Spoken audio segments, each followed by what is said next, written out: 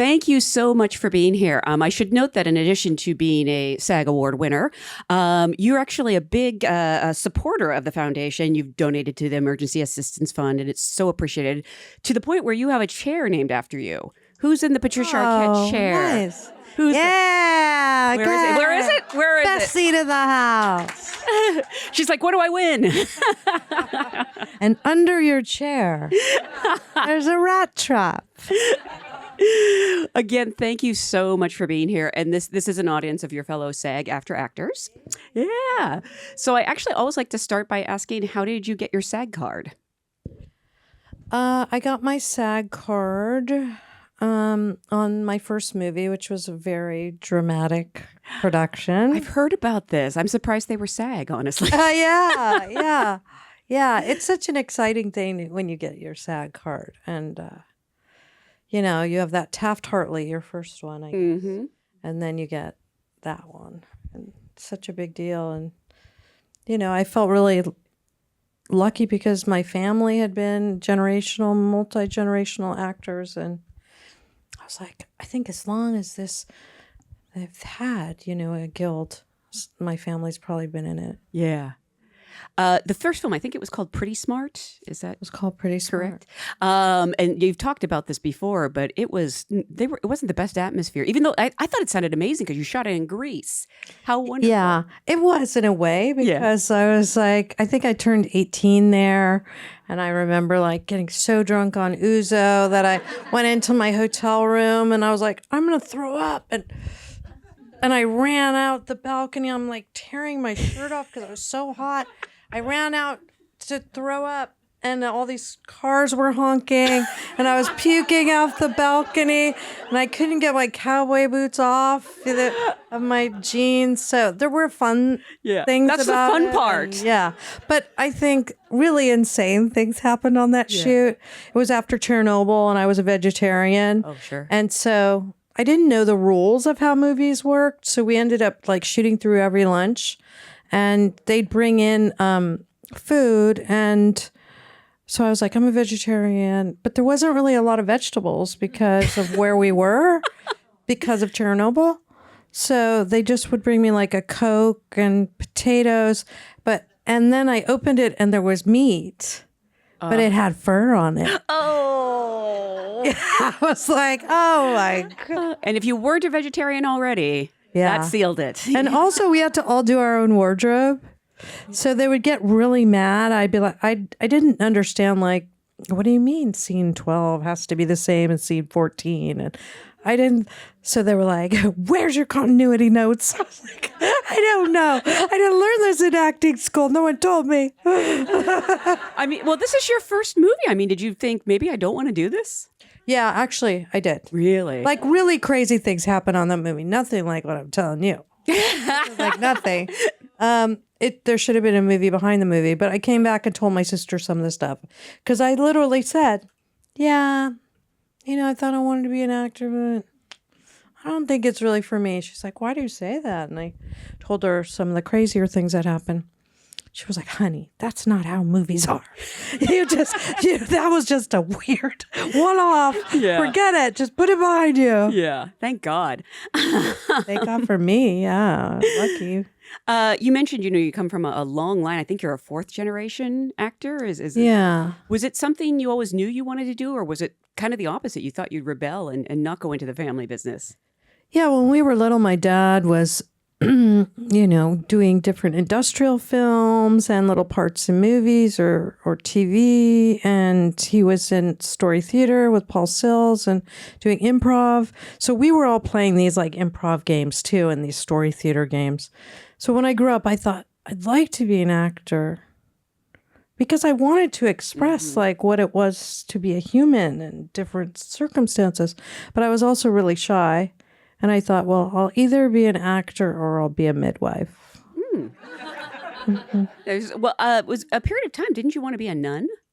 Oh, that's when I was littler. Oh, okay. Yeah. Because I can't, I know shade to actors, but actors are really good at lying. And I can't imagine two things more different. Yeah. That's so funny. I mean, I've been playing around with the lying part a little bit, especially with Cobell. Oh, I bet. But also, I never really, except if a character was in danger, like they're going to get killed, like Alabama and True Romance. Mm-hmm. That whole scene with James Gandolfini is very much about trying to lie to take time. But in general, most of my characters, I don't look at them like they're lying. Oh, no, I'm not saying the characters are liars. I'm saying actors are very good at, I mean, see, I think lying has a bad reputation. I don't. They're good at pretending to be something they're not. It's right. You know, it's but it's weird because it's like pretend. When I'm Yeah. in that, I don't think I'm lying. yeah. Like that's who they are. That is their truth. You know? Which is probably why, you know, you've played some characters with, I guess, you know, who made some questionable decisions, but they're always so fully formed and three-dimensional. Like I you know, went into something like The Act, you know, I know somebody just went, oh God. Yeah. That's the correct response. My kids were like, don't do that movie. Don't do it, Mom. Please don't do it. I was like, do you really think I'm going to poison you? You really think I'm going to do that? It's just pretend, guys. But, you know, that just could have been a purely villainous character. And she wasn't. She was a fully formed human being. Well, when I looked at her behavior, because I really couldn't put my head around it, like, how can a mom do such a thing? I was like, oh, I think she has, like they say Jeffrey Dahmer had separation anxiety. So it can have really terrifying consequences at such a level. So I thought she has real separation anxiety. She never wants her daughter to leave her. And she's codependent. And she's a narcissist, but a covert narcissist. So she needs all this kind of attention all the time from people. And it's all subconscious. Mm-hmm. Yeah, nobody thinks that they're the villain per se in anyone's story. No. Going back to, you know, coming from a long line of performers, at the same time, it wasn't like you grew up in the business, because I think you spent some time on like a commune in Virginia, like far, far away from Hollywood. Yeah, when we were little for a few years, definitely. And then it was just so hard to make a living there in Virginia. And my dad was constantly gone and contributing like 25% of his salary to the commune. And very few people were working. And finally he was like, no, we're moving to Chicago. He had worked with the Second City before. And so to go back there and have more work. Was that a culture shock? Because Chicago is a vibrant arts city. And not to imply that a commune in Virginia isn't. I honestly don't know. It was really an arts kind of commune. So there were musicians and architects and all kinds of people like that. Weirdly, I don't remember really having, I remember the shock of going from this wildness of running around barefoot and nature and falling asleep, you know, in the grass, to the city and the cold and the way the winters like smack your face. I remember that.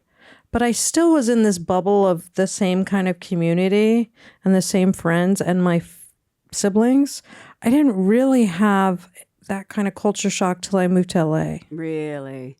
I mean, all of your siblings also went into the arts. Was there, you know, did you ever like discuss why that was? Or was it just, you know, because, you know, coming from a performing family, on one hand, they know how great it can be, but they also know how tough it can be.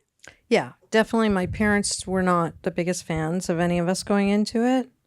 They were supportive, but my mom was like, no, your principal said you could be a lawyer or a doctor. Yeah, I could play one. Mom. I was just going to say. How about that? So what was it that made you sort of fall in love with performing? I think because, well, part of it, I just loved human beings expressing themselves. Like I saw certain movies that were very pivotal, which a lot of young actresses, I think, have these inspirations, like A Woman Under the Influence or Frances. Like I saw these really powerful performances by these women that were so complicated, and they were moving through things that I had felt on littler levels, like this sort of ripple from this big rock being thrown out. So I liked that part of it, but also I didn't want to be cowardly in my life, and I wanted to be brave, and I wanted to try to do something that was really scary to me. And the risk of failure and rejection it was terrible. And I thought, you know what? I cannot let rejection hold me back from everything in my life. I actually have to get acclimated to rejection.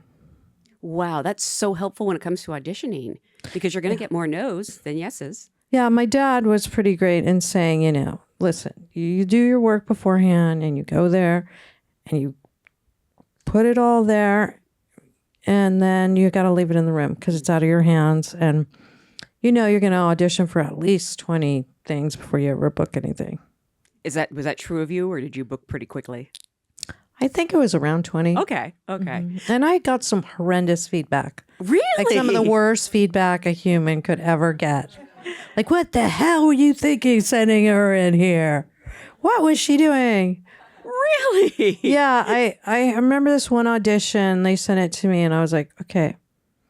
I mean, who am I to pass on anything? I've never really done anything. But this lady has like 2 lines. She's a secretary. And it's like, sure, Mr.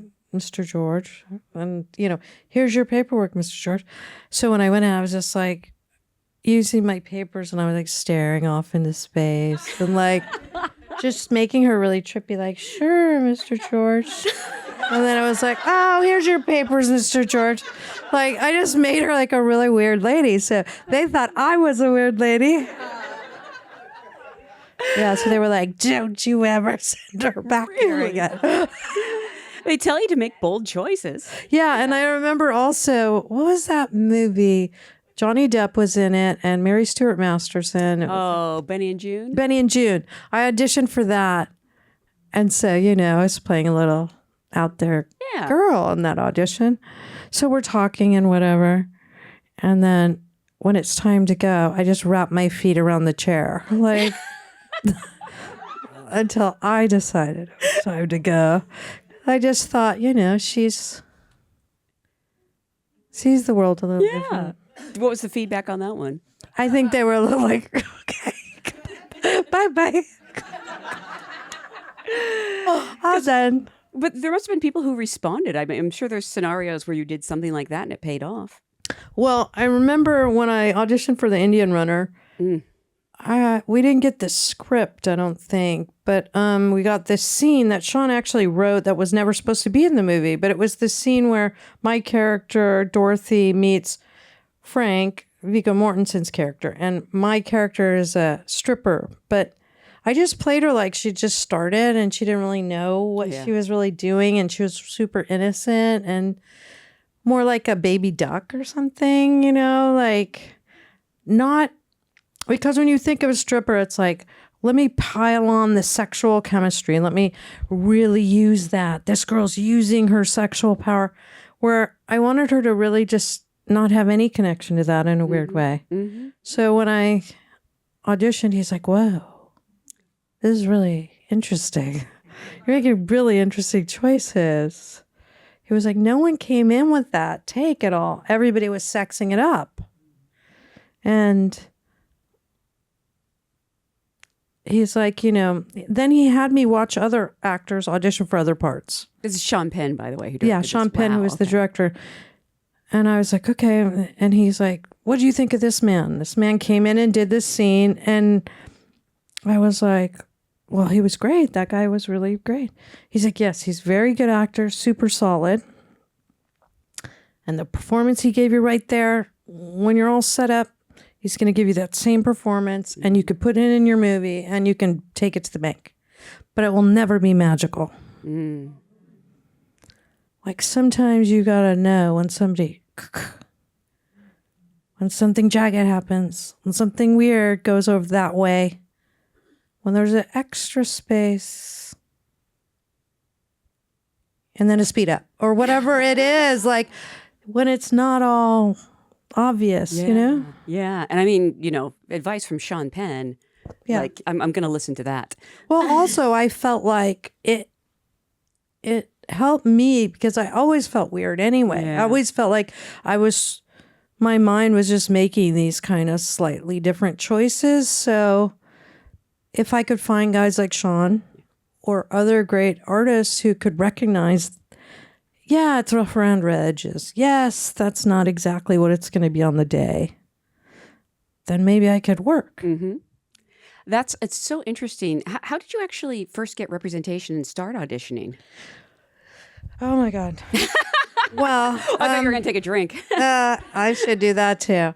But yeah, my sister had just been working a lot and she was having a really big, she was a big, huge ingenue. And so she introduced me to her manager and her agent, who was like old Hollywood, And yeah, her manager would tell me stories about, let's go out to lunch, sweetie. So we'd go out to lunch, and I'd never really even gone out to lunch with people, I didn't have any money. It was like Christmas, you got Pioneer Chicken or something. I was guessing Madeo gets an hang. Yeah, no, he took me to some nice place, And then he was like, did I ever tell you the story of Kim Novak? Like, he worked with her, and her name was Marilyn, So yeah, so I worked with him a little bit, and then I had an agent, and who I started off with, and then I've been with my agent and manager now for 37 years. Wow, that's amazing. Yeah, people applaud that, especially in Hollywood years. Well, I gotta say, especially for us, when I started, my dad was struggling to make a living for 7 people, in LA, and he would do a part on the Waltons, and then he'd do a commercial for something, and hopefully it was a national, and then a lot of time not working and freaking out and having to go to unemployment and then getting a job again. And there used to be a lot more small agencies. Yeah. People are like, how do I get an agent? It's like, man, I am bringing people to certain agencies that have done a lot of movies you guys know. You guys are like, this is a star, and they cannot get an agent. And I think there's money to be made for somebody to start some of these agencies again. All of a sudden we got these giant agencies, and we need more mid-tier and beginning agencies so kids can come up. Yeah. Whenever I see something in the trades about someone leaving a big agency for kind of like a smaller boutique firm, there's like a little part of me that gets thrilled. Mm-hmm. I get that. I almost wish, I don't know, maybe our union could work with some entrepreneurs in ways like that, to open up more opportunities. Absolutely. You talked a little bit about the audition process, and fortunately, the same year that Pretty Smart came out, you had a big breakthrough with, I think, the best of the Nightmare on Elm Street series, Dream Warriors. And I'm not alone. I noticed Christopher Dexter wrote in, Dream Warriors has become a fan favorite in the series. When you were making it, did you have any sense it would... Sorry, it's not your writing, it's my eyes. Did you have any sense it would leave such a lasting mark on horror fans? Well, I'm a horror fan. Yeah. So I was really excited about being a part of it. I was like, oh, I can audition for Nightmare on Elm Street, which was just like, a lot of screaming in the audition. But yeah, I was really excited to be a part of it. It was super fun to work with all these other young people and, in that whole genre. But soon after I finished it, I auditioned for another thing, this show, Daddy, that I did with Dermot Mulroney, where I played this pregnant teen. And the director was really good and very interesting. And he's like, you can't do too many horror movies right now. You have to be really discerning right now. Having said that, I always want to do more horror. Always, Are you looking now? I'm always looking for horror. You did Stigmata, which was I did Stigmata. seminal to my childhood. Yeah. There's aspects of Lost Highway that are a horror movie. Yeah, no, that movie is horrifying in the best way. That's so interesting because I love the horror genre, and I think that it's great, especially for young female actors, because they don't have to cast stars. They can the genre is a star, and you can really give these performances that where you get to run the whole gamut of emotions. For your first role in a big movie, you were the female lead, and you went through a lot in that. Well, also, yeah, a lot of them, the leads were heroines, were girls, Final girls, and it was this kind of rite of passage going between girlhood and womanhood, and kind of seeing the ugliness of mankind along the way, and emerging, hopefully victorious. Mm-hmm. What's it like? I just have to ask again, as a horror fan and as one yourself, like, do you ever get used to like working with Freddy Krueger? I know it's an actor in makeup, but I would just be like freaking out the whole time. You know, we had such a hardcore shooting schedule. Yeah. I remember like that scene where I'm in his mouth and getting thrown around. There's like shots, I think, of me laying asleep in his mouth. And then I'm sitting there like, oh, it's 3 a.m. Like, when are we going to get this? So I wasn't really scared of Freddy at all. Yeah. No, you know, it was like, but, you know. And I'm guessing Robert doesn't like stay in character between No, takes. he doesn't. So we'd be sitting there and just yakking, you know, in our chairs. I love that. I think this is changing, but you know, I think at that time and really in recent years, horror films didn't really get the respect they deserved as like a quote unquote serious genre. But did you find, you know, the success of that movie, did that sort of change your career in any way? You know, you're always, especially I think it's almost gotten worse and worse where where people cast things according to how much money your movies have made. So there was always that element of the business too. And that helped, that argument. Like, oh, she was just in this movie that made $40 million. Like, oh, okay, well, wait a minute. Yeah, and I mean, there's probably people, this is what I love, is that sometimes, you know, directors you really like or people you don't know fall in love with a certain performance. And, you know, I know that, you know, when James Gandolfini doing True Romance is what got him The Sopranos, something like that. Like, so you never know who's watching.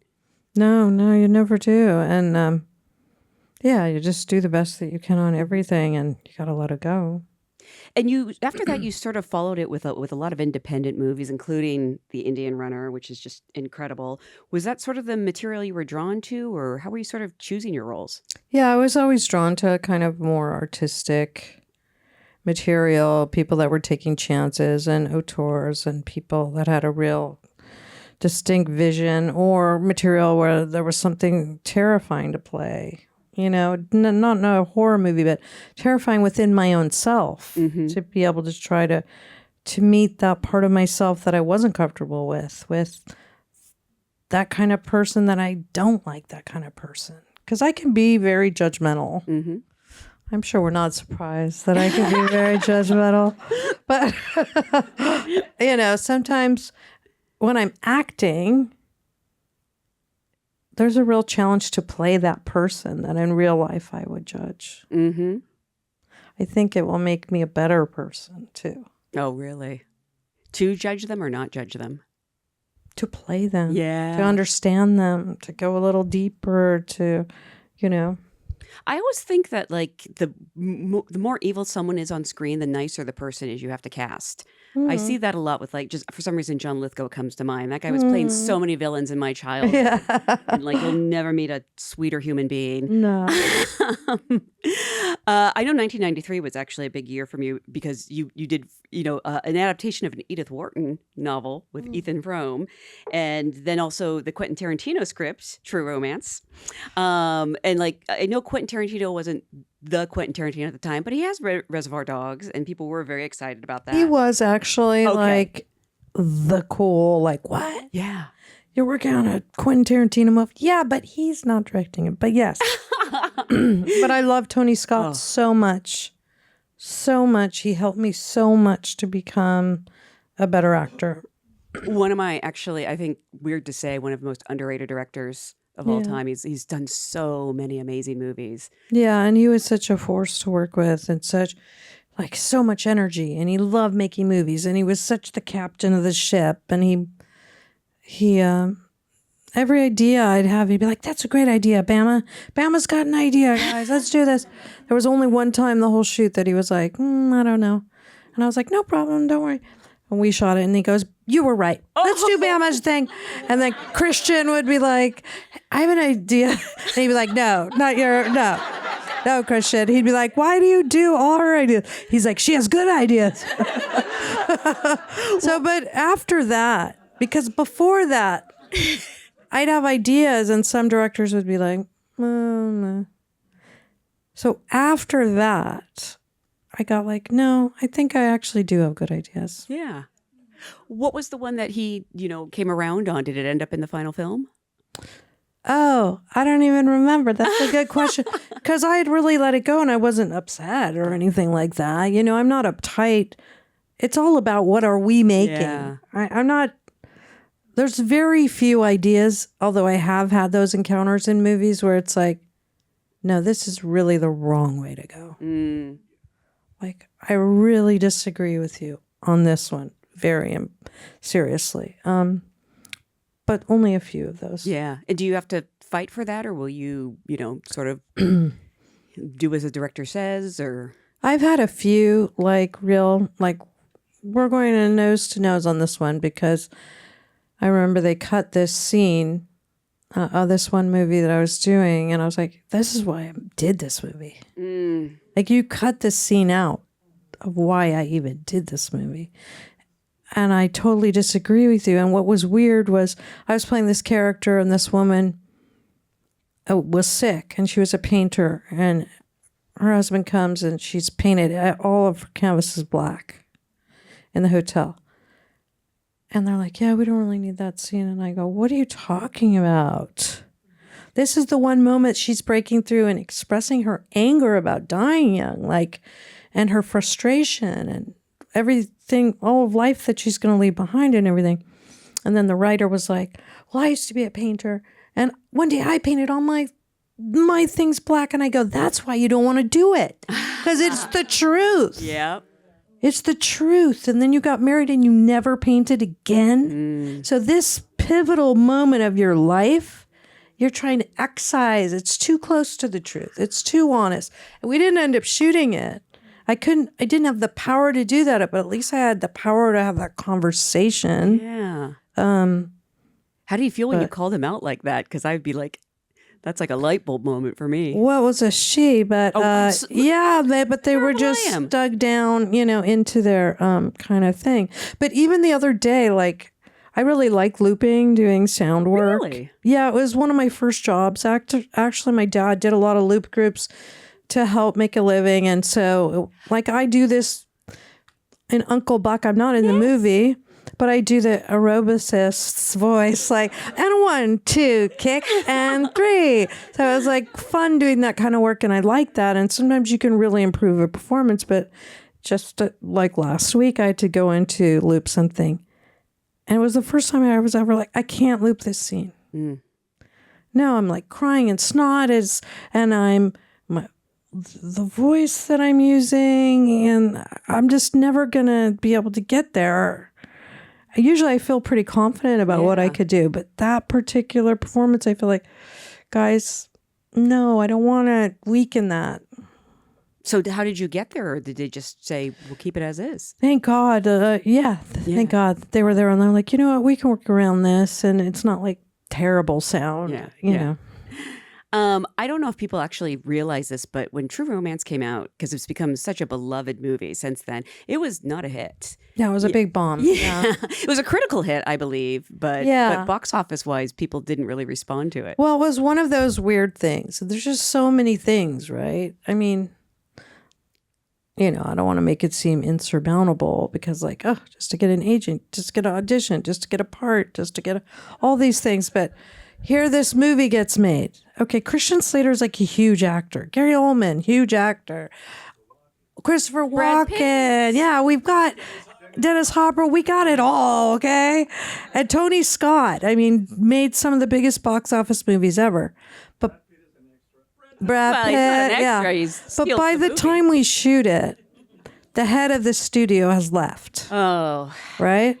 So a new guy's in town, and he doesn't want to spend any money on some old other guy's thing. He wants to do his thing. So it's they don't really promote it. They don't really support it. They don't keep its legs going. And then at the same time, there was a congressional hearing, and Bob Dole, a lot of people hadn't even seen this movie, but some damn way Bob Dole had seen it. And so in the congressional hearing, he's like, there's this horrible movie of these mutant or these disgusting kids who are selling drugs called True Romance. Uh-oh. I had totally forgotten about Bob Dole. I just had a visceral reaction because when you say Bob Dole, I actually pictured Norm Macdonald as Bob Dole. Oh, wow, yeah. Which is like more lovable in my mind. But no, that's right. That's right. That was Yeah. it was like he tried to create a controversy But there. these weird business things, like it's out of your control as an actor. Who's the head of the studio? And then they lose their job before your movie comes out. And I know you're on a different Apple TV Plus show, but do you watch The Studio?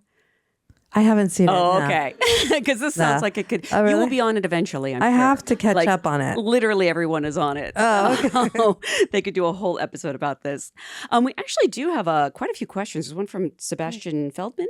Oh, okay. Wanted to know actually about getting cast in True Romance.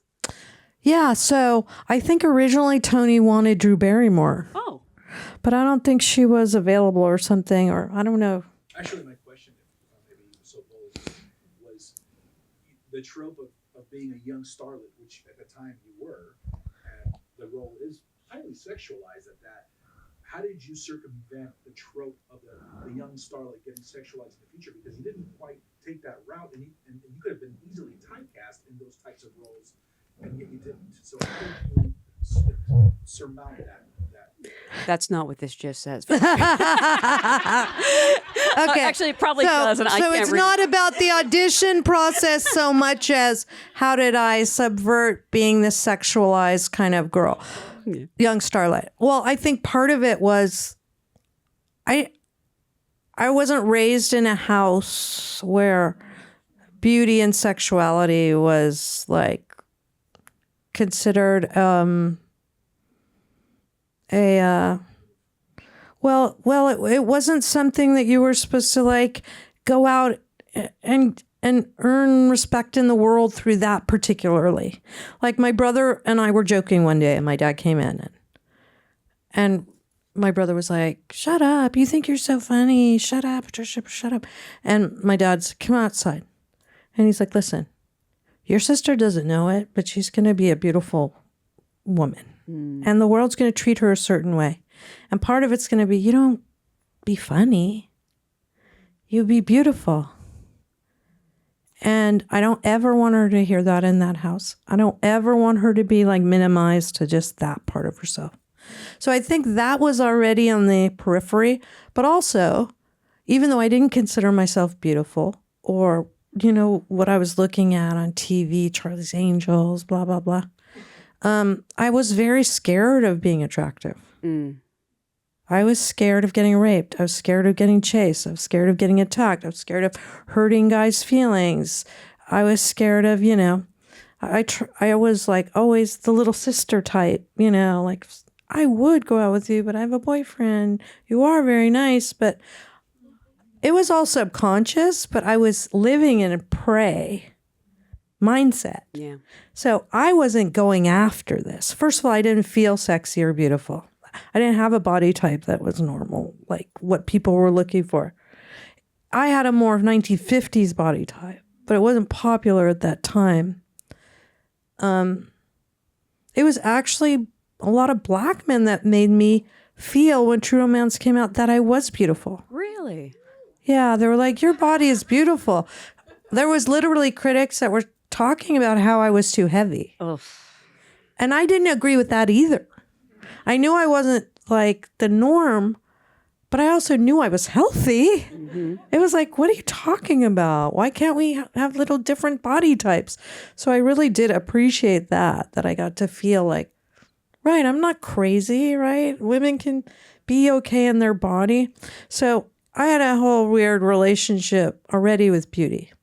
But I'd go in auditions basically wearing my saggy jeans and my big t-shirt or my thermal, I wasn't really playing it up. So does playing a role like that, is it freeing or terrifying or both? Well, that's part of why I did Lost Highway, because I was so terrified of sexuality that actually I used to take a bath in the dark at home alone with like a candle. Like I really wasn't looking in the mirror. I really was like freaked out by the whole thing, the whole dynamic. And also I felt it was pretty heartbreaking. Yeah. And even today, I feel like, wow, all these people make these choices in their life driven by their sexual urges. and they just destroy people's lives, you know? Mm-hmm. So I don't know. I've kind of always had that perception, I guess. Was Alabama a hard role to do then? Because, you know, she does seem so much freer and No, in that touch was with her part of what sexuality. was fun to play. Like, can you play someone who's comfortable in their body? Yeah. She does feel like she's Yeah. a superhero, you know. She does feel sexy in her body, even though you don't. But that's kind of been a little theme that I've revisited, despite me not having that feeling myself. Even with Tilly in Escape at Dannemora, she didn't have your typical sex symbol body, but she's sexual. Yeah. She is comfortable being sexual. She is comfortable in her sexual power. So I'm back over here, Patricia, going, wow, that's so trippy. How do you get like that? Wow, I wish I had a little more of that. Wow, I don't know what that feels like. Let me try to get in here. What does this feel like? And for Lost Highway, she was an idea. The way I look at Lost Highway is it's a movie about this man, Fred, who's looking at his wife, Renee, and he's a, 20th century man. He doesn't realize what a misogynist he is, Ugh. how much he hates women. So what you're looking at in the movie is all a projection of women, the way he sees them. So it's like, oh, I'm not really just playing this woman who's like this.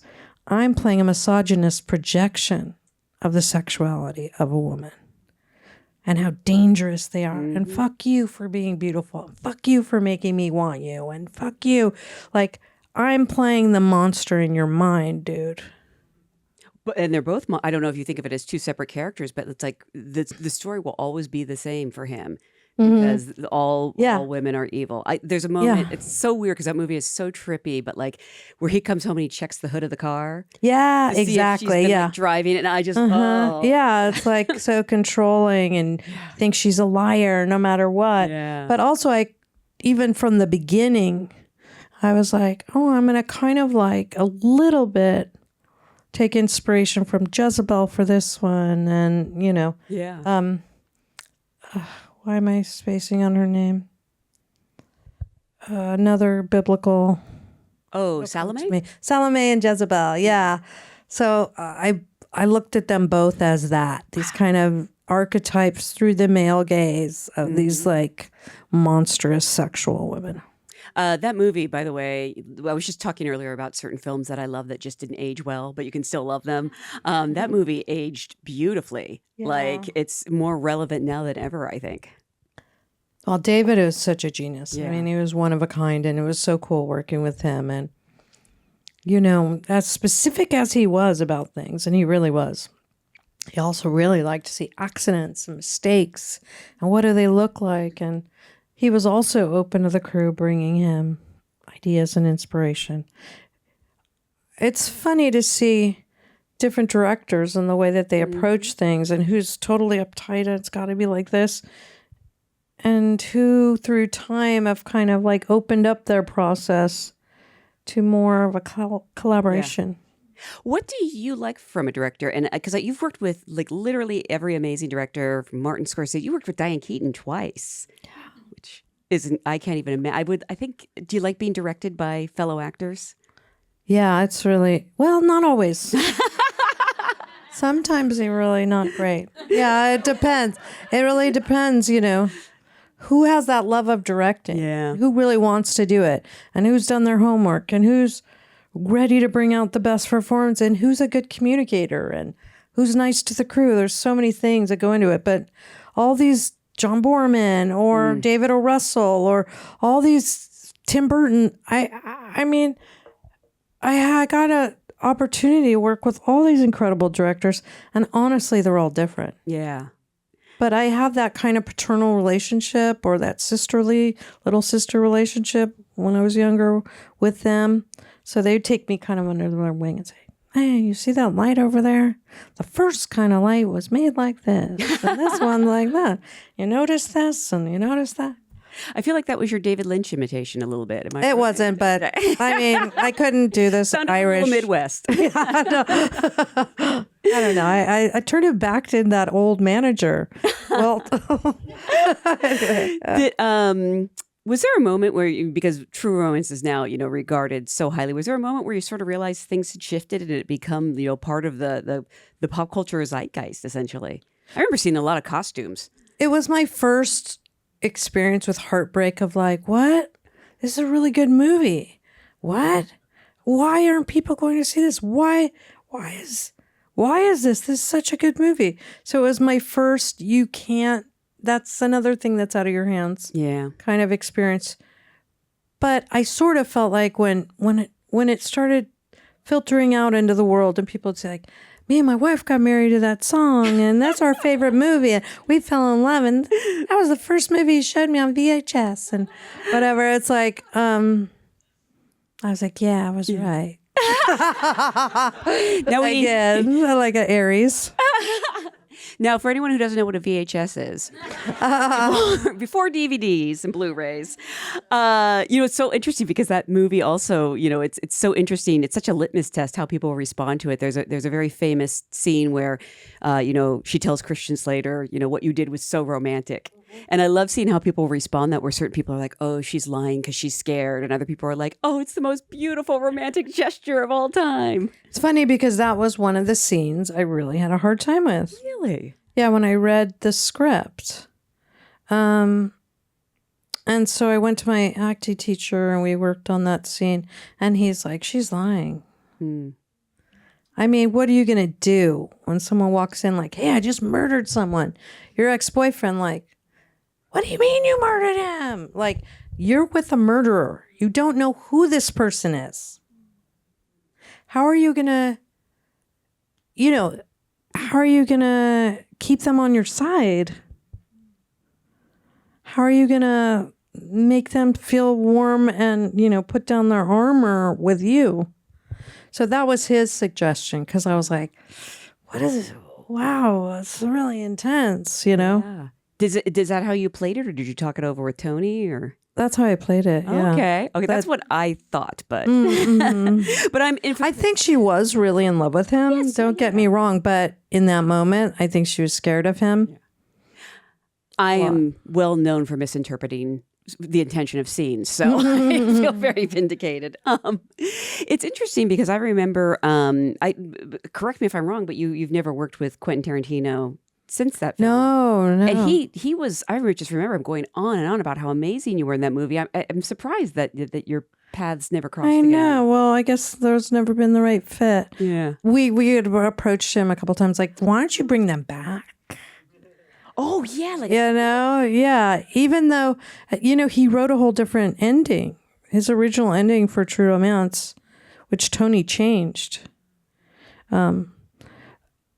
Clarence is supposed to die. Yeah. And Tony was like, too much of a romantic. He's like, no, I love these kids. He can't die. Nobody's going to want him to die. What are you talking about, Quentin? So, yeah. I got to say, I think he was right. Yeah. And now, again, leaves room open for a sequel. I don't know about that, but it's like the very old Clarence in Alabama. What are you doing now? They're still dressing the same, Exactly. They would be, of course. Yeah. You touched on Ed Wood, and in addition to working with Tim Burton, I think this might have been the first time that you played a real life person, Ed Wood's wife. Although, I don't know if you felt any obligation. It wasn't like she was famous or recognizable, but it's something that you would go on to do. And I'm really curious what you like about that process and what makes it more challenging. I'd actually already played a living person. I did a movie of the week, and it was supposed to air. It was about an FBI agent, and he had an affair with his, with someone, and he ended up killing her. So it was supposed to come out this night, but that huge earthquake hit LA. And so everyone's electricity went down and all the phones were out and all the, craziness. And the phones weren't working. And I was supposed to be flying to Malaysia to shoot John Borman's movie. Beyond Red Goon? Yeah, so then I ended up having to miss that plane, and we had to reschedule, and my phone rings the next morning, and I'm like, oh, good, the phones are back up. And it's this woman who's like, hey, I saw your thing last night. I was his wife. Wow. I'm like, how did you get my number? She's like, he worked for the FBI. I'm like, whoa. She's like, I want you to play me in a movie. I'm like, oh, okay, thank you. Wow. So that was, I never met her. I didn't get a lot of research material. I didn't get anything like that. Wow. With Ed Wood, I got to meet Kathy Wood. Oh, great. So I wasn't trying to like copycat her, but her essence, the way she would tell me stories about Eddie and the way she loved Eddie. And she was like, one time I was wearing a rust skirt suit and I was meeting Eddie and he ran down the street. He ran down and he goes, no, Kathy, stop, wait right here. And he ran back down the street and he came back and he's like, look, I found a gardenia exactly the color of your suit. And he put it on my lapel and she was like, he didn't realize like it's a dying gardenia. That's why it's dark yellow, orange, you know? But she was just like, he was right. It matched my suit. And he was such a dreamer and that kind of thing. I still have a picture of me and Kathy in my office. Yeah. Getting that call from, it just makes me think about, when you play a real life person, like, do you feel an additional responsibility because this is, someone who really existed and could have family out there? It kind of depends on the person and the story. Some people are so bad. Yeah. And they're such pathological liars that even if you can meet with them, they're going to sue you and they're going to be a nightmare. And if you have a lot of material to work with, then interviews they've done, you can study their movement, their voice, great. Then there's people that there's not a lot of that material that exists. Like I just played someone and there's almost no audio of her. Is this the Murtaugh? Yeah. There's very little audio that we were ever able to find. She didn't like to be in front of the camera. I mean, she took a lot of still pictures, but there's a lot that's missing there in the story. But so for me, where I more dug into was this idea of family and being young and looking at codependence, with an addict. And I said to the writers, like, look at all the do's and don'ts in Al-Anon and do all the don'ts. Yeah. When the relationship is really breaking down, you're both doing what AA says don't do and what Al-Anon says don't do. And, coming together. She was murdered by her husband. This is the Murtaugh murders. Oh, I'm sorry, I'm blanking off her name. Was it Maggie? Yeah, Maggie. Yeah. Okay. So that's not out yet, but well, never too early to start promoting it. Hulu that later this year. That's right. Yeah. But this idea October. of like, look at that. There's yeah, this idea of like not seeing it coming to have, it's not just that someone else deceives you. It's self-deception also. Yeah. Yeah. Or you think you'll be the exception. Yeah. Or you just know this other side of them and you think that's the bigger side. So like interesting to go all the way to the wall with not realizing. I mean, you did several seasons of Medium playing Alison Dubois, and she was a producer on the show. Applaud for Medium. I love that show. I had the biggest crush on Jake Weber when that show started. Oh, yeah. Yes. Yeah. And you know what the cutest thing was? He came to a screening of Boyhood. Oh, I don't know if you remember yeah, this. I do. Yes, Yeah, I do. Oh, Allison's husband came out for her. That's so sweet. But, she's a producer on the show, but you also probably don't feel, that's sort of a character suggested by her. Okay, so this is a very good point. When I met her before we ever shot anything, she was so, okay, well, we have to go back in time. People didn't in America really talk a lot about psychics. It was very woo-woo. It was very cuckoo birds. It was very, there's something wrong with you. So this idea of like normalizing the conversation about psychics, I like that idea. Showing normal family and this woman who's like, whoa, what is this thing I have? And And there's a high stakes. Do I believe myself? Do I not believe myself? Am I right? Am I wrong? I'm right. No one believes me. All that kind of stuff. But when I went to go meet Allison first, and her survival mechanism, I think, to get through all of this stuff she had, was like, I am right. This is who I am. Yeah. Here I am. And I have this black hair and I have this stripe and it's like kind of crazy and wild. And I was like, you know what?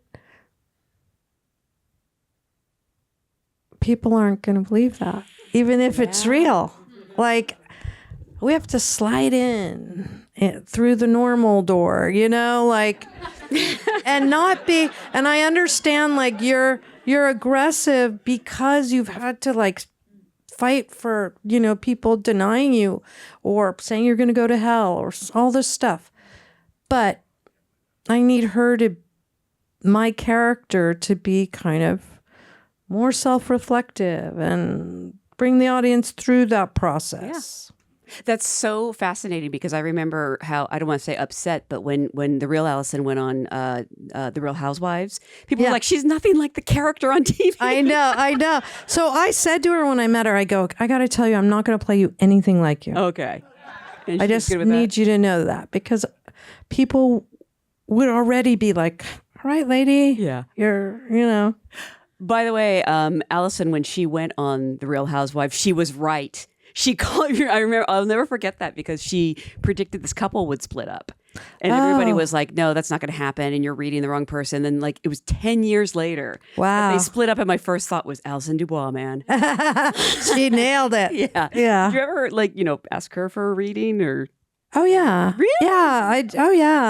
I wouldn't be able. When I first met her, it's like also just to watch her process to see, like, she was writing something on a piece of paper. It's like, oh, do I want to incorporate that or not incorporate that? And, so it was weird because it wasn't like a real reading where you're just totally there.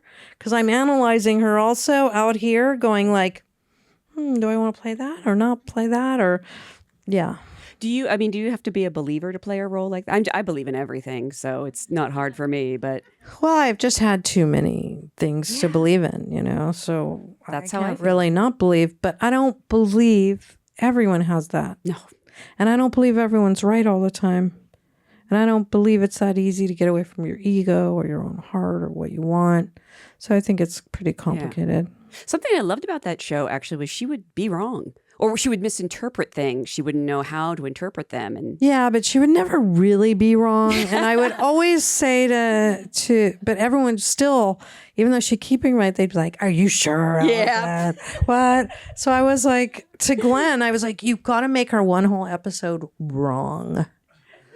Totally wrong. yeah. Because then it gives me a reset to doubt myself. Yes. The next time, like, I'm right. Are you sure? I think I'm right, I think I am. Yeah. Like, it would have given me a whole nother color to play that I think would have been interesting, and everyone around me too. Like, yeah. I want to believe you, but Yeah. that's powerful. yeah. Yeah. Talking about real people, we mentioned Escape from Dannemora, and I know this was your second collaboration with Ben Stiller. Although I think the first time he directed you, because you first acted together in Flirting with Disaster. Yeah. Which, is in addition to just being one of the best comedies ever made, is such a funny movie. And you've done comedy. I mean, you were in an Adam Sandler movie. Yeah. You were great on the Amy Schumer Last Fuckable Day sketch. Is that something that you're drawn to, that you'd like to do more of? Yeah, like my dad was a comedian. My grandfather was a comedian. All my siblings are crazy funny. And that's how you got out of trouble, too, growing up, If you were clever or funny, all right, they're going to let it slide. So and also growing up poor and growing up in weird things. I mean, thank God for humor. Yeah. Really. Oh, High Desert. Yeah, for Apple. That was really fun. I mean, I laughed so much. That was really a joy. Going back to Flirting with Disaster and the first time you met Ben, I mean, could you ever have imagined how fruitful this collaboration would be like 3 years later? No. Wow. No. Yeah. Not at all. I mean, I also auditioned for Ben for Reality Bites. So, no way. Yeah. Really? And he didn't cast you? He didn't cast me. loser. No, just kidding. I guess no, it's made but, up for it. years later, yeah. I mean, it was great. Yeah. That's so cool. We're going to get to that collaboration a little more because obviously we have to talk about that other show you're on. But of course we have to talk about great directors. You worked with, the wonderful Richard Linklater Oh my God. on Boyhood. And I remember asking, because it would show up on IMDb as untitled 12-year project or something. And I remember asking him about that. Like, what is this secret movie? He's like, it's not secret. He's like, I don't know why everyone thinks it's secret. It was a little secret, wasn't it? Right. Yeah. Well, I don't know. I mean, I was shooting medium a lot of it at the time. Yeah. And so people would say, I used to love your movies. I loved it when you were in movies. I mean, I love your show medium, but I really wish you'd do movies. I was like, I am doing movies. Just wait. Yeah, I was like, you'll see. I'm doing a movie. But did you know, because, we all know that it turned out beautifully, but committing yourself for 12 years to a project, sometimes you don't know what the end result is going to be. But so much of our job is about taking chances. Yeah. A good idea, a great group of people. Let's play together. Let's see what we make. Yes, there's no guarantee it's ever going to work. And there's no guarantee it'll ever get sold or come out.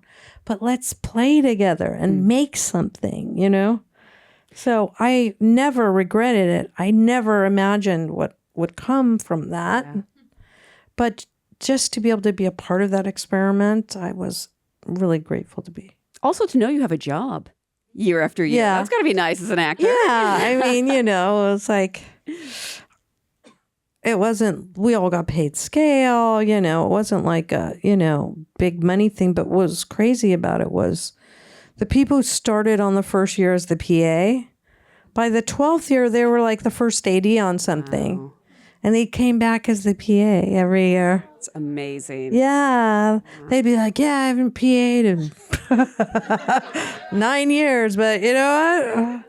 For this, it was like summer camp, you know? We were making something together. Yeah.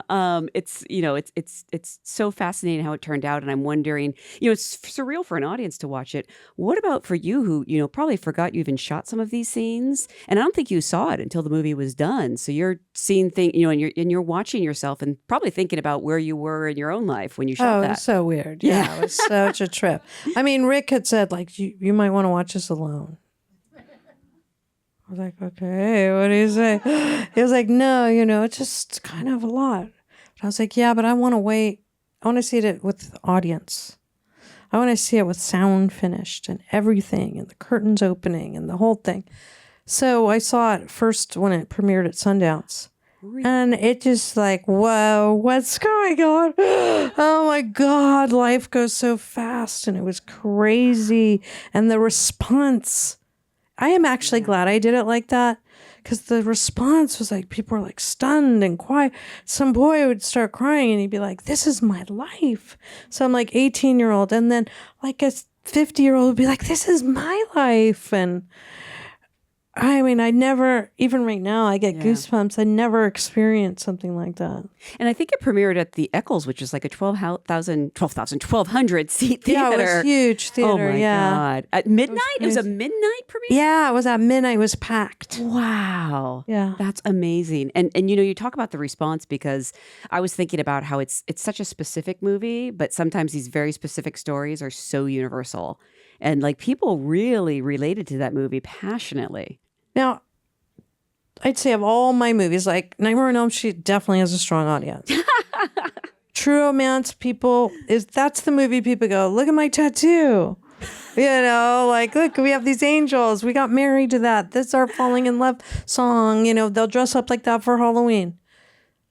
But Boyhood is the first time I ever had somebody come up to me like, I remember twice it happened, but this first time this guy came up with his girlfriend and they go, we've been talking about having a kid and we just weren't ready. We didn't have the money on the job. And after the lights came up and the movie was over, we looked at each other and said, let's do it. Wow. Yeah, I've never been a part of a movie where people were like, let's have a baby. Wow. I mean, that's crazy. And they should all be named Patricia or Ethan. Yeah. Obviously, I think it's really fascinating to talk about, the gauntlet that is the award season because you just steamrolled through that whole thing. It's really, I'm sure you don't remember this. I interviewed you on the red carpet for the Golden Globes, and you basically said, you're like, look, I'm nominated against Meryl. I'm not winning. You literally said that, but you were like very accepting of it. You were just like excited to be there, and that was really the first time you started this juggernaut. Where what was that whole experience like? Because it's a job it was in itself. crazy. It was really crazy, and I was really out of my comfort zone. Really. It was great and lovely, but it's also really like a strategy session. And there's people that they hire that are like, you got to go here and shake these people's hands and go this thing and that. And I'm supporting the movie and I'm open to the whole thing. And everyone's lovely that you meet and you love the movie and you want to support it. In the same way that I didn't consider myself like this great beauty when I was younger, even if now I can look back and go, girl, you were really pretty. What's wrong with you? I never really expected myself, and maybe because I made these artsy choices, where there were times I could have made the more be a big star choices, I kind of didn't feel like I fit in the room. Really? I was sort of like, oh, I'm a faker. Like, I don't like to wear a gown. I don't want to put all this stuff on. I don't know, I don't know that I belong in that room, that whole kind of thing. So I kept just like meeting myself, that part of myself that wasn't comfortable accepting a compliment. Yeah. Being in that room, all that kind of stuff. Did that feeling ever go away? Especially after like the 6th time you've beat Meryl, She's just like, get out. No. Now I can say, I feel like the last couple of years I finally grew up. And I really worked hard the last couple of years growing up. And so now when you just get super quiet and you just really do love yourself in that quiet way of like, I love you. You're okay, girl. I got you. You're okay. Then I feel comfortable, I think, anywhere. Yeah. It's like, so what? Yeah. You're okay. You did give one of the all-time greatest Oscar speeches ever. So, if nothing else, that you can you can say that. Well, I kind of was like, at a certain point, they were like, look, it looks like you could really win this thing and you should hire a publicist and da-da-da. I'm like, I don't know how I feel about competition. I don't know how I feel about any of this. And I was like, I don't think I'm going to hire a publicist. The movie had a publicist, You didn't but have a publicist? I didn't hire a personal publicist. And I don't know if that was part of me like trying to sabotage myself or like, I don't know how I believe it. How if I believe in all of this, I don't know, I don't know what it was. But as it was looking more and more like that was a possibility, I was like, I'm winning this. If I win this, it's going to be for a woman who's like, had to stay in an abusive relationship because he was earning the money and, was the sole breadwinner of her kids. And I was producing this documentary called Equal Means Equal. So I was learning about how women of color were making less than white women and white women were making less than white men and all the different laws that were impacting women in so many ways, pregnancy discrimination, all this stuff. So I was like, look, I didn't really plan this trajectory of my career to be here on this stage and get this thing. So if this is supposed to be for this part of this woman whose life could have been drastically easier if she'd been paid her full dollar, then I'm going to talk about that. I don't want this prize for me. Like if I can make a prize for a lot of people, then I'll feel right about it, Then I'll feel like, okay, I'm going to take this moment so we all win something. Mm-hmm.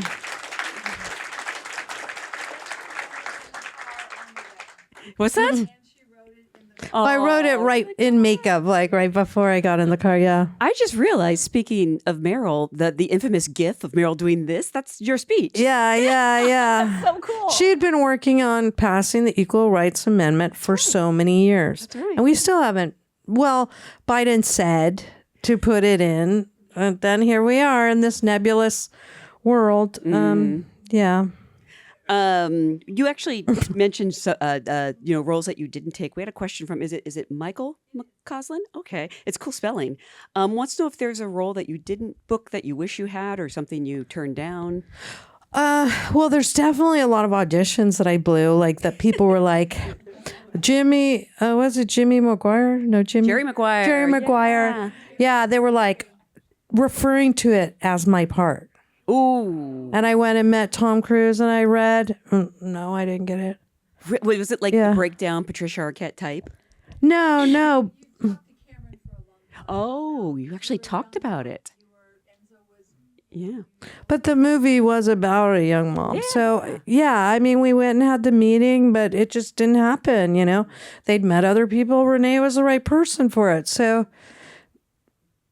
yeah, even at a certain point, it doesn't mean you're going to get it, you know. And weirdly, like, Drew, first there was a movie that, not Drew, there was another movie that there was a movie I got. It was called Last Exit to Brooklyn.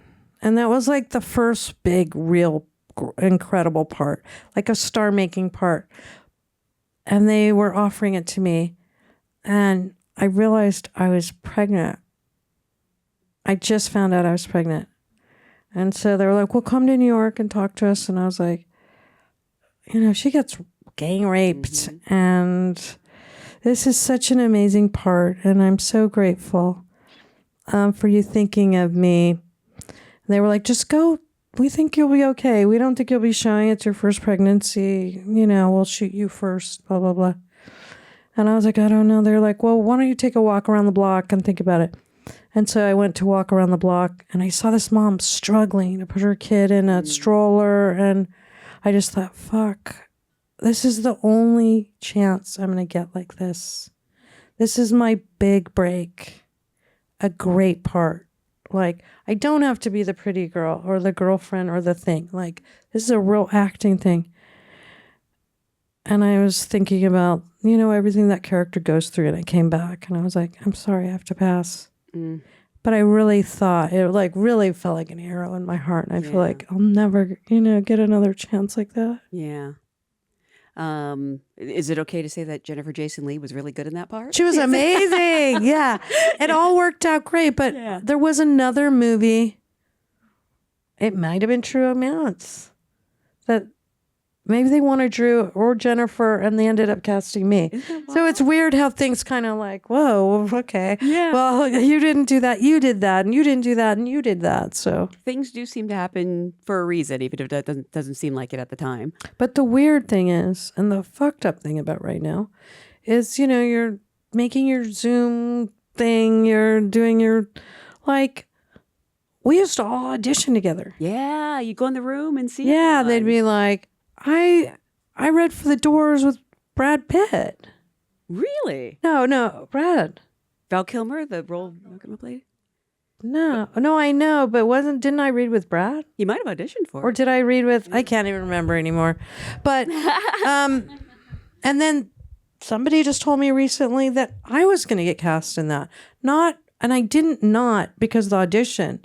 I didn't not because Val didn't have a big name. Yeah, it was Val. And it was a really crazy audition. Yeah. And then they were like, yeah, you too. But they needed a bigger star for the female part because Val wasn't a big star. Wow. So, you know, there's all kinds of shit that goes into casting that we can't really do anything about. Yeah. You just don't, and, you know, I'm laughing because you said you auditioned for Reality Bites and that didn't work out, but then it did work out because now you get to be on Severance, which is just absolutely amazing. You can't like be bitter about anything. Yeah. It just, there's all kinds of weird things at play and it's got nothing to do with us. When Severance was first like presented to you, I'm curious, like, because that's not a show that lends itself to like a 20-second elevator pitch, no pun intended. But you know, how did they describe it to you, or was it just the idea of working with Ben? Or well, they sent me this pilot, but I was like, I'm barely in it, and what is she doing? What is this science? What did they say? What are they doing with those numbers? What is going on? You know, what's happening? Is she severed? What's happened? So every question I'd have, they'd give me like all of these answers. It just gave me all these more questions. It was like, oh shit, this is like a Gordian knot of confusion and what's happening. But I wanted to do a sci-fi, and I totally trusted Ben and his quality, his level of quality, and I loved what Dan had written, even though I didn't quite understand where my character was going. And I knew from Medium that like TV is a real blind date. Mm-hmm. It's like you better get ready to jump off the cliff. Like you're not going to be able to control everything. You're not going to know where it is in the 22nd episode. You just have to like go and be and discover and be present. So I wanted to do it, yeah. So when you asked what are the numbers, what did they say?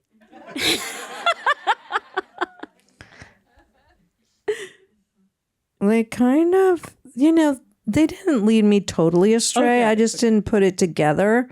There's a lot of things that came out in season 2 that we had talked about. Okay. Almost as soon as the pilot. Really? Wow. This is when I watch shows sometimes, and there's a lot of secrets.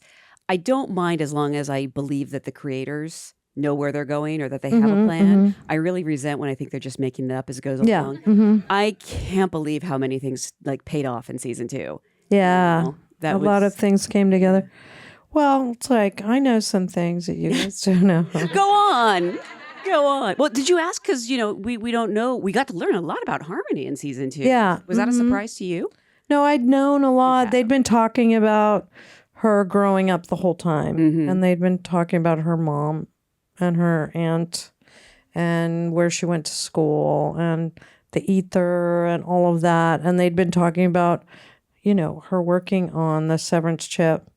I didn't know that she did all of it, but I don't think she did all of it. I'm not sure either. Yeah, I think But I think she did. made some important giant breakthroughs of putting things together, but I think it's almost like a science like fair or something where everyone's working on stuff and like, I'm taking that from Sue and gonna add this thing to it. And Did you come up with like your own backstory about the way she says mock? Yeah. Oh, yeah, really? Yeah. And I was like, I want to try a gray wig. Ben's like, what? Why? I don't. But then when we tried it at the hair test, he's like, yeah, okay. Yeah, the whole Mark thing to me was like, I thought she did grow up poor. And she really, she looked up to people that were successful in Lumen. And this idea of like middle management and kind of that sound, almost continental sound that movies used to have. It's not British. It's not English. What is that sound exactly? That power has a certain sound and that she was going to acquire this sound and put on this thing like, I'm not that poor little girl from Salt Neck. Wow. That's interesting because you talked about, going all the way back to auditions and making bold choices like that. And here's one where like it really paid off. One of the things that I've noticed, not just in my trying things out and being nervous and pushing past it, but in other people's work, sometimes people come in and they'll be doing some voice or some movement and you think, this is not working. Oh shit, this is bad acting. Oh man, is he going to do this whole thing like that?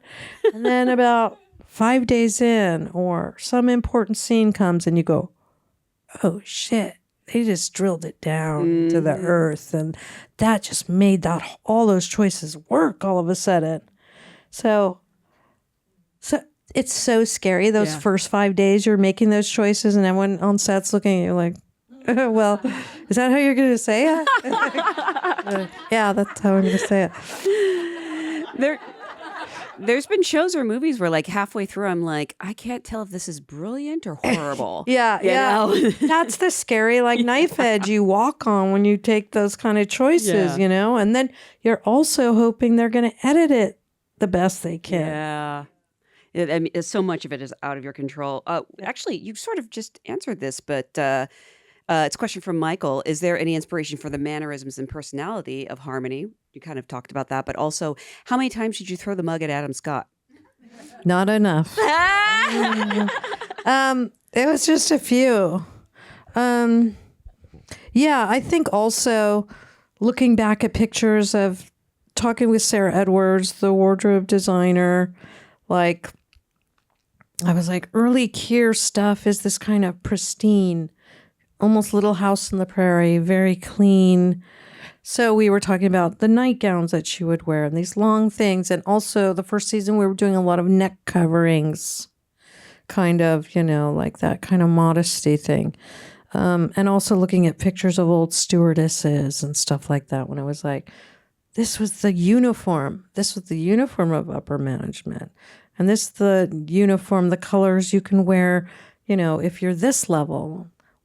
What is the regulation height of your heels and your pantyhose and all these kinds of different things like that. So her sound kind of goes into that too, and her mannerisms. Sort of similar to why did I just blank on True Romance? Jesus. Sort of similar to that. Was there a moment where you realized that this show had become like kind of its own thing? I don't know. You've probably been a Halloween costume before, but I saw so many Cobels. Oh, yeah. And a lot of Hellies, too. Oh, yeah. Well, it's weird when you said that about True Romance.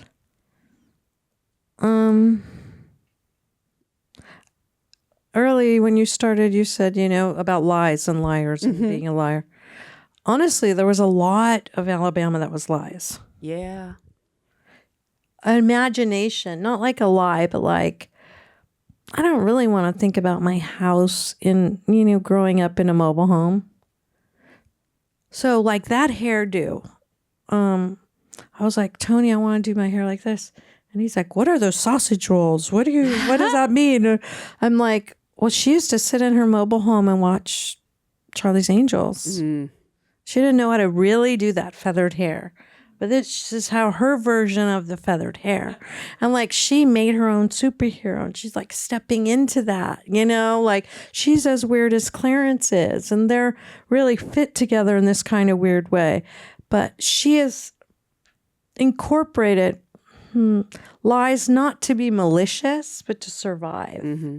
They're like innocent lies to like give her hope to get through, if that makes sense. And then with Severance, there's a lot of Alabamas, there's a lot of Cobels. It's super cool. It's like, wow, that's crazy.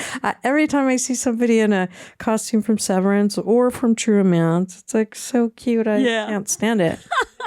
You guys did that installation, I remember, was it in Times Square? No, Central Station, Grand Central? Yeah, Grand Central Station, yeah. That in and of itself is such a fascinating exercise because no one can hear you, right? You're inside like a glass case and you're all playing your characters. And there was something big going on around there. There was a whole different press thing that was supposed to happen. Yeah. And something was happening. I don't know if it was the strike or something was going on. And Maybe it was the like, fires. Was it the fires? I don't remember. Sure. Was that the right timing? Maybe if it was. But it was like, we can't just do this whole giant crazy, it was like really a crazy kind of thing. Yeah. So this was the like pared down conceptual version of like Grand Central Station with the pared down version. Yeah. Well, we were like in a glass room, which felt right too for that time. Like, felt right for the show. It felt right for that time in the world. We didn't want to do a big extravagant thing when people with the fires and all of that. It was like, whoa. It was the fires. Oh, we canceled the premiere for that, and it was too many people, horrible things. A good exercise as an actor to like play the character, because I heard you guys were really in character doing that, and like you were fixing computers and things. Well, I'm not fixing a damn computer. I don't even know how to use a computer really, but we were. It was really fun. It was a huge improv. It was very last minute, and kind of when everyone heard about it, I was like, yeah, I'll go to New York. Yeah, I want to do that. I want to go in that cube. Is it ever hard not to break? I mean, with all those people looking at you? I didn't really, they're just like a blur. Really? You know, you have to create this kind of tunnel vision from shooting on sets all your life. I remember the first time it was like, oh, people are looking at me. And I noticed them as much as the person I was in the scene with. Mm-hmm. So to acquire that capacity to blur things out, there was only a couple moments that I noticed people outside the cube. I was thinking, I maybe it's just me, but I don't think so. I find Cobell incredibly, I don't know if sympathetic is the word, but I really feel for her in ways that I'm not sure I expected to after the first season. At the same time, she is, especially in the first season, she's the antagonist in a lot of these scenes. You know, they're like such a core, fun-loving group, and she has to come in and, you know, be mean to them. Was that ever hard, or do you sort of enjoy that?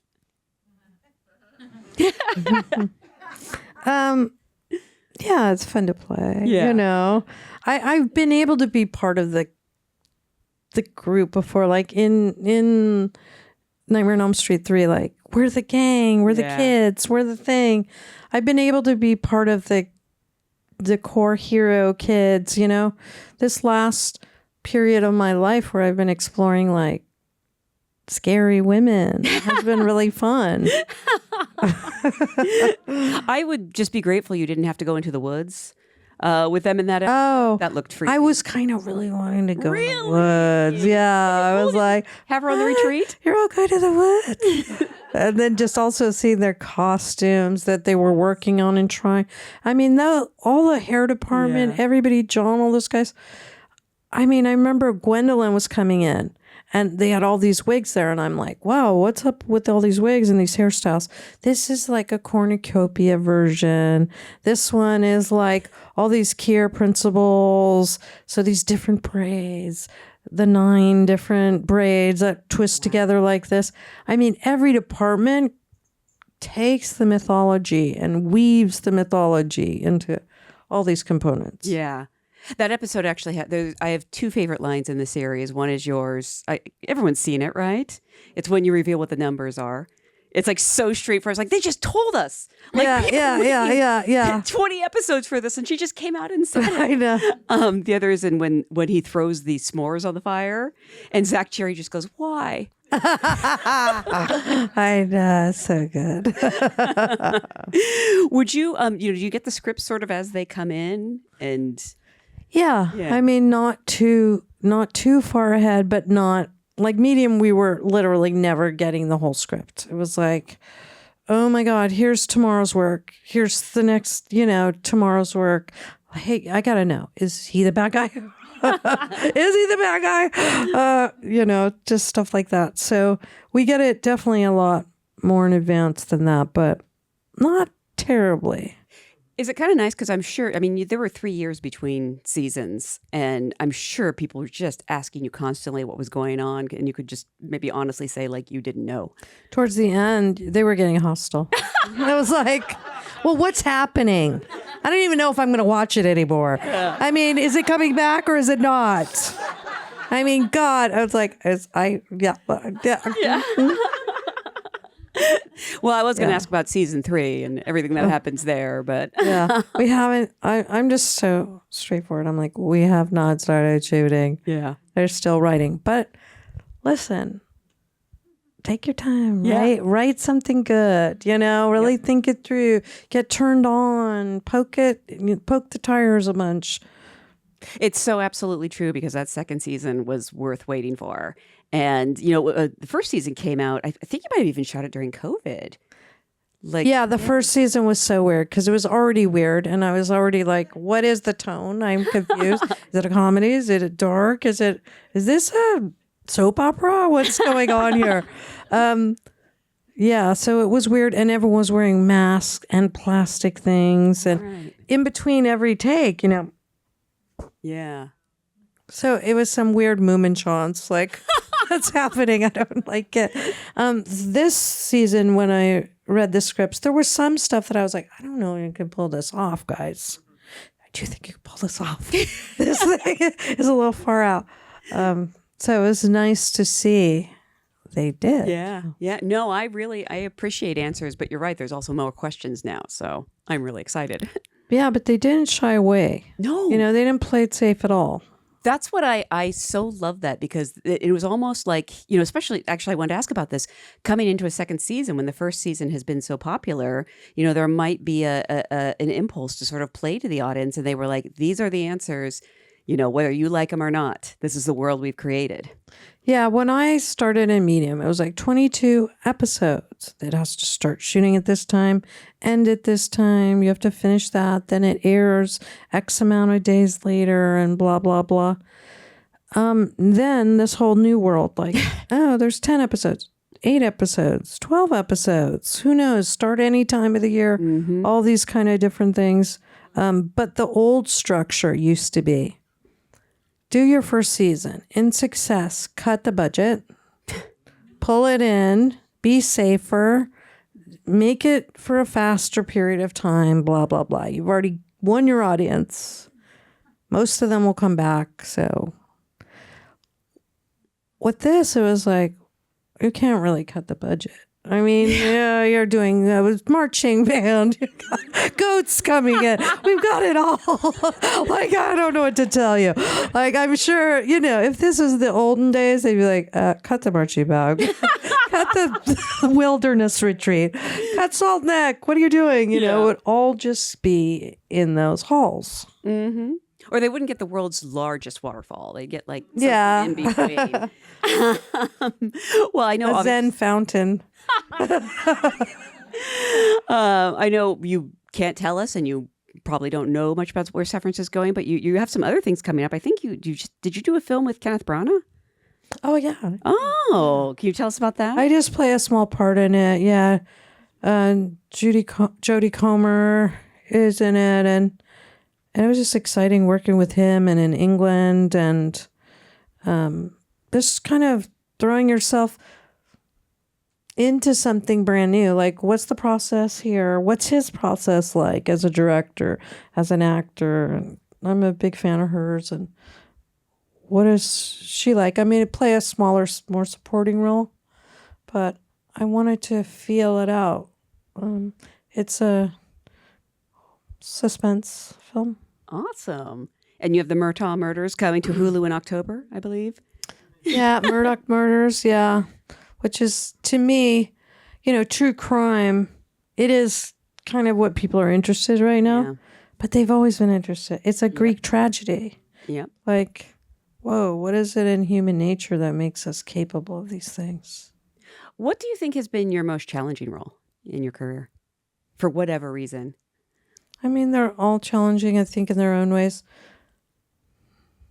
Sometimes it's like, this is a terrible experience working on this movie. Sometimes it's just like, this person's terrible. Like they're mean, or they're mean to the crew, or they don't know what they're doing, or there's some kind of oppression happening and meanness. That's not fun. I haven't had a lot of those experiences, just few and far between. But like Lost Highway, my phobia of sexuality and nudity and love and freedom and my kind of principles of all of that, it was really hard for me, but that's part of why I wanted to do it. Yeah. Yeah. I think it's so interesting you said, and I hear this from a lot of actors, that they were shy, but at the same time you were very brave. Yeah, I wanted to be brave. I mean, I don't know that shyness really pays off that much in life. Yeah. At the end of the day. Yeah. Do you still consider yourself shy? A lot of actors do. Yes and no. I mean, I was always kind of introverted, extrovert. Once you knew me, I was like, okay, Patricia, shut up, sit down, enough. Yeah. Yeah. But I still am shy. But again, in this thing of like finding yourself, loving yourself, soothing yourself, all that stuff, I'm also totally cool with my shy part. Yeah. Yeah. I feel like the pandemic made introversion kind of cool. I actually, weirdly, like my favorite thing to do now is just to be totally quiet for hours and hours and hours. Mm-hmm. Not talk to anybody. I think growing up in a chaotic household, which had its beautiful parts and also its difficult parts, learning how to like re-regulate your own nervous system is a really beautiful thing. Mm-hmm. I know people are kind of uncomfortable with silence, and I love it. I know. Yeah. Let's just all sit here in silence for a few minutes. It's so funny because I was listening to a nameless podcast where you gotta be talking, okay? Patricia, you're listening to people talking on a podcast. And I was just like, at a certain point, like, they're just talking too much.